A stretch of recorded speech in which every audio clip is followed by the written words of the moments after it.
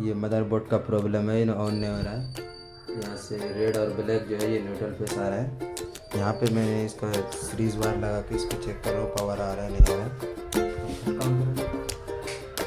तो यहाँ पे देखिए टोटली ये सीरीज वायर से मैं चेक कर रहा था तो इसमें लाइट आ रहा है। इसका मतलब है कि यहाँ से वायरिंग जो है अच्छा है, ये मदरबोर्ड का प्रॉब्लम है। अभी मैं नया मदरबोर्ड लेकर आया हूँ, लगाता हूँ। तो इसके अंदर जो है ये नया मदरबोर्ड लगा दिए। अभी स्टार्ट करते हैं।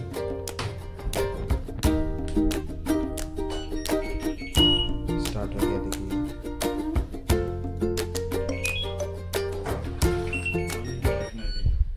मशीन देखो अभी स्टार्ट हो गया। नया मदरबोर्ड डाल दिया इसके अंदर।